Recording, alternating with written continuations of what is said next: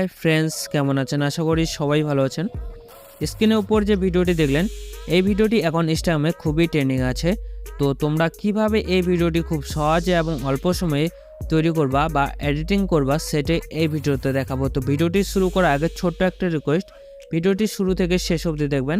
And যারা এই চ্যানেলে প্রথমবার, তারা অবশ্যই এই চ্যানেলটিকে সাবস্ক্রাইব করে পাশে থাকা নোটিফিকেশন বেলটিকে অলে প্রেস করে দেবেন এরকমই এডিটিং ভিডিও দেখার জন্য। তো এই ভিডিওটি এডিট করার জন্য যে সমস্ত আমরা ম্যাটেরিয়াল ইউজ করব সেগুলো লিঙ্ক ভিডিওর ডেসক্রিপশন বক্সে থাকবে।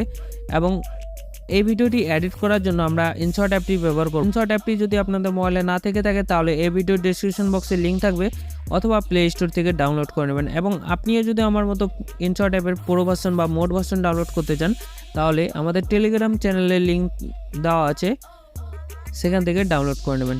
ডাউনলোড করার পর ইনশর্ট অ্যাপটি ওপেন করবেন। ওপেন করার পর সবার প্রথমে যে ভিডিও অপশানটি আছে সেই ভিডিও অপশানে একবার ক্লিক করবেন। ক্লিক করার পর নিউ অপশানে ক্লিক করবেন। তারপর সবার প্রথমে যে ব্ল্যাক অপশানটি আছে সেই ব্ল্যাক অপশানটি সিলেক্ট করবেন।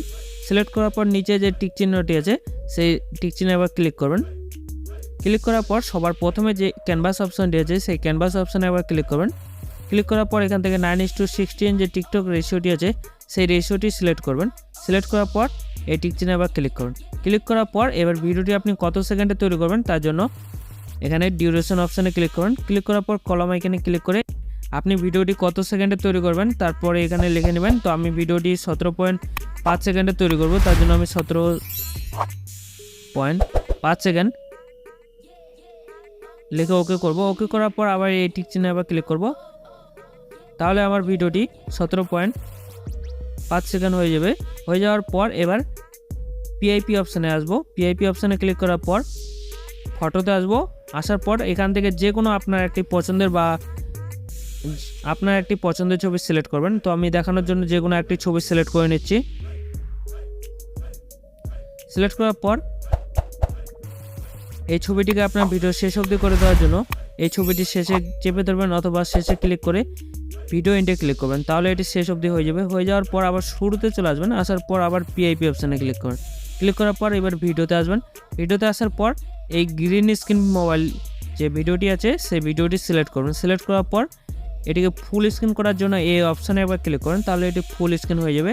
হয়ে যাওয়ার পর এবার এই অপশানগুলি একটু বাঁদিকে সরিয়ে নেবেন। সরিয়ে নেওয়ার পর যে ক্রোমা অপশানটি আছে সেই ক্রোমা অপশানে এবার ক্লিক করেন। তারপর যে গোল সার্কেল বা বৃত্তটি আছে সেই বৃত্তটি গ্রিন কালারটির উপরে নিয়ে যাবেন। নিয়ে যাওয়ার পর প্রথম যে অপশানটি আছে এটাকে 100 করে দেবেন। 100 করে দেওয়ার পর সেটাকেও একটু বাড়িয়ে দেবেন। বাড়িয়ে দেওয়ার পর এই টিক চিহ্নে এবার ক্লিক করুন।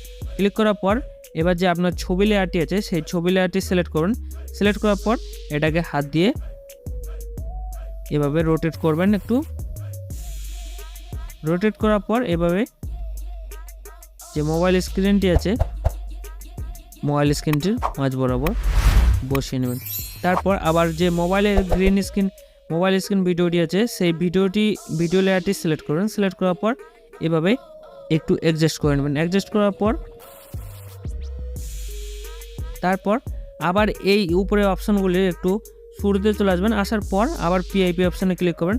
ক্লিক করার পর এবার যে ব্ল্যাক স্ক্রিন লিরিক্সটি আছে সেই লিরিক্সটি সিলেক্ট করবেন।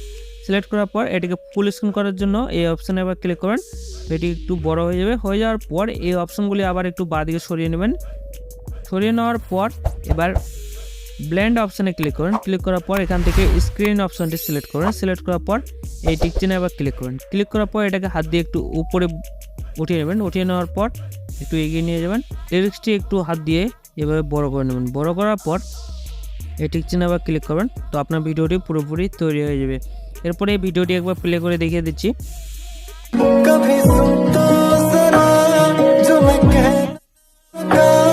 এইভাবে আপনার ভিডিওটি পুরোপুরি তৈরি হয়ে যাবে।